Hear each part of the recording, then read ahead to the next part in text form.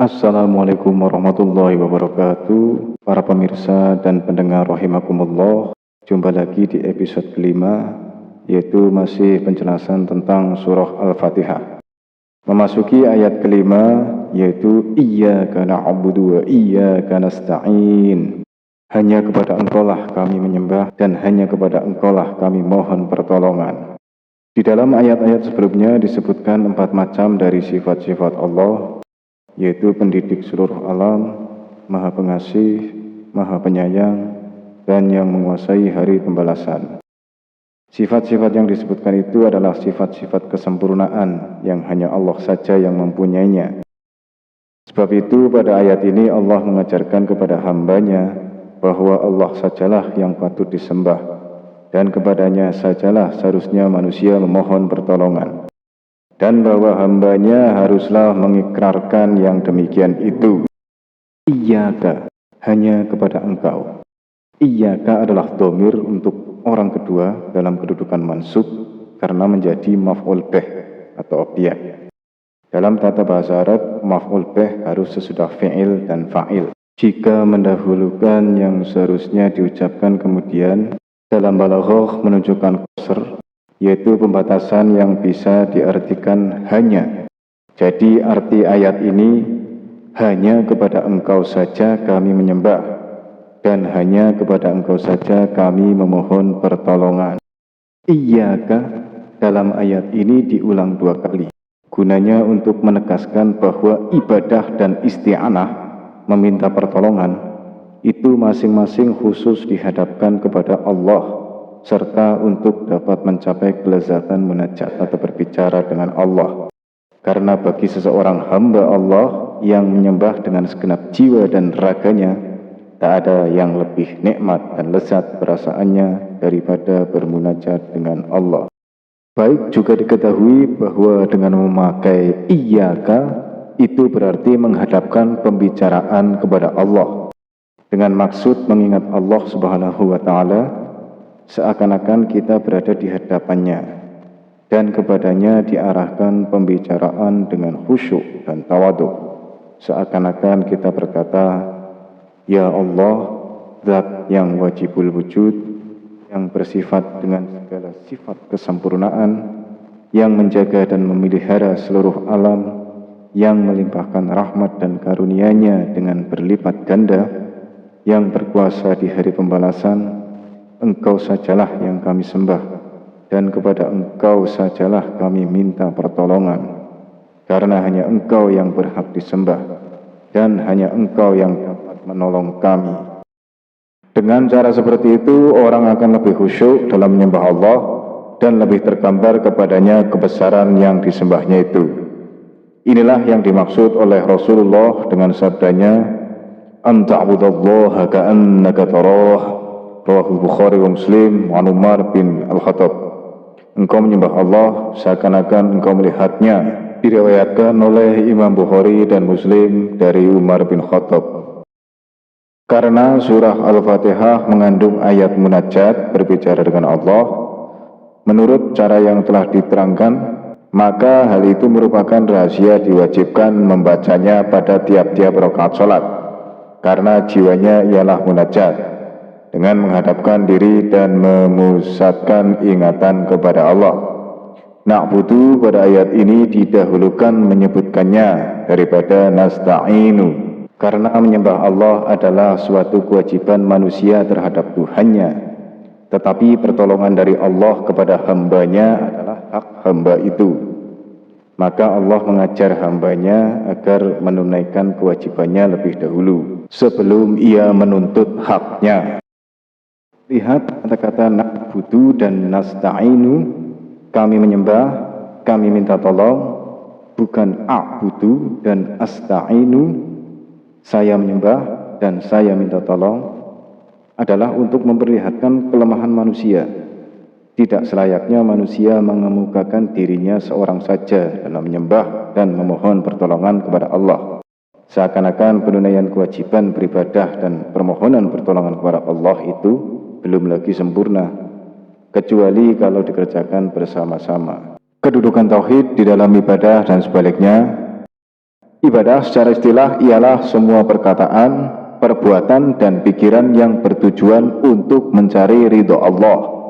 Arti ibadah sebagai yang disebutkan tadi ialah tunduk dan berserah diri kepada Allah, yang disebabkan oleh kesadaran bahwa Allah yang menciptakan alam ini, yang menumbuhkan, yang mengembangkan, yang menjaga dan memelihara, serta yang membawanya dari suatu keadaan kepada keadaan yang lain, hingga tercapai kesempurnaannya.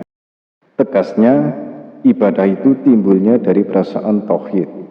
Oleh karenanya, orang yang suka memikirkan keadaan alam ini, yang memperhatikan perjalanan bintang-bintang, kehidupan tumbuh-tumbuhan, binatang dan manusia, bahkan yang memperhatikan dirinya sendiri, yakinlah dia bahwa di balik alam yang zahir dan zat yang gaib yang mengendalikan alam ini, yang bersifat dengan segala sifat kesempurnaan, yakni dialah yang maha kuasa, maha pengasih, maha mengetahui, dan sebagainya.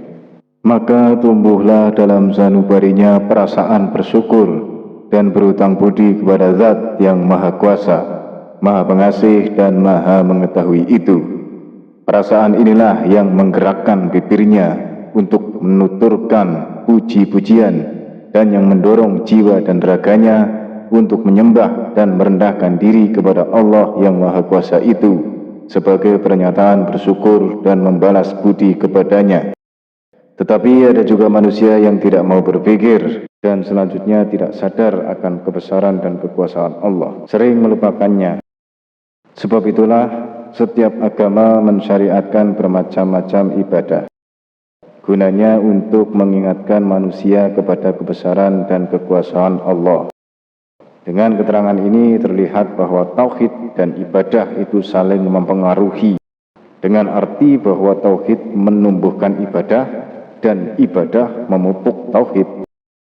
Pengaruh ibadah terhadap jiwa manusia, tiap-tiap ibadah yang dikerjakan karena didorong oleh perasaan yang disebutkan itu, niscaya berpengaruh kepada tabiat dan budi pekerti orang yang melakukannya. Umpamanya orang yang melaksanakan sholat karena sadar akan kebesaran dan kekuasaan Allah dan didorong oleh perasaan bersyukur dan berhutang budi kepadanya, akan terjauhlah dia dari perbuatan-perbuatan yang tidak baik. Dengan demikian, sholatnya itu akan mencegahnya dari mengerjakan perbuatan-perbuatan yang tidak baik itu. Sesuai dengan firman Allah Subhanahu wa Ta'ala, "Innas sholata tanha 'anil fakhsya'i wal munkar." Sesungguhnya sholat itu mencegah dari perbuatan keji dan mungkar. Surah Al-Ankabut ayat 45. Begitu juga ibadah puasa. Ibadah ini akan menimbulkan perasaan cinta dan kasih sayang terhadap orang-orang miskin. Demikian pula seterusnya dengan ibadah-ibadah yang lain. Ibadah yang sebenarnya adalah ibadah yang ditimbulkan oleh keyakinan kepada kebesaran dan kekuasaan Allah, serta didorong oleh perasaan bersyukur kepada Allah. Ibadah yang hanya karena ikut-ikutan atau karena memelihara tradisi yang sudah turun-temurun bukanlah ibadah yang sebenarnya. Kendati pun seakan-akan berupa ibadah, akan tetapi tidak mempunyai jiwa ibadah, tidak ubahnya seperti patung. Bagaimanapun miripnya dengan manusia, tidaklah dinamai manusia. Ibadah yang semacam itu tidak ada pengaruhnya kepada tabiat dan akhlak. Berusaha, berdoa dan bertawakal, isti'anah, memohon pertolongan, seperti disebutkan tadi, khusus dihadapkan kepada Allah, dengan arti bahwa tidak ada yang berhak dimohonkan pertolongan kecuali Allah. Pada ayat yang lain Allah menyuruh manusia untuk tolong-menolong dalam mengerjakan kebaikan. Allah berfirman, "Wa ta'awanu 'alal birri wat taqwa." Dan tolong-menolonglah kamu dalam mengerjakan kebaikan dan takwa. Surah Al-Maidah ayat 2. Adakah pertentangan antara dua ayat itu?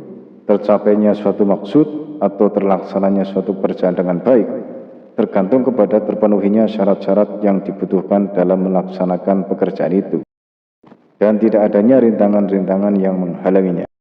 Manusia telah diberi potensi oleh Allah, baik berupa pikiran maupun kekuatan tubuh, agar bisa mencukupkan syarat-syarat atau menolak rintangan-rintangan dalam menuju suatu maksud, atau mengerjakan suatu pekerjaan tetapi ada di antara syarat-syarat itu yang manusia tidak kuasa mencukupkannya. Itu ada juga rintangan yang tidak mampu ditolaknya. Begitu pula ada di antara syarat-syarat itu atau di antara halangan-halangan itu yang tidak dapat diketahui. Kendatipun menurut pikiran semua syarat yang diperlukan telah cukup dan semua rintangan yang menghalangi telah berhasil diatasi. Tetapi kadang-kadang hasil pekerjaan tidak seperti yang diharapkan. Ada hal-hal yang berada di luar batas kuasaan dan kemampuan manusia. Itulah yang dimintakan pertolongan khusus kepada Allah. Sebaliknya sesuatu yang masih dalam batas kekuasaan dan kemampuan, manusia disuruh tolong-menolong, agar timbul pada masing-masing individu sifat saling mencintai, menghargai, dan gotong royong. Dengan perkataan lain, manusia disuruh Allah berusaha dengan sekuat tenaga, dan disuruh saling menolong dan membantu. Di samping menjalankan ikhtiar dan usaha, dia harus pula berdoa, memohon taufik dan hidayah dan ma'unah.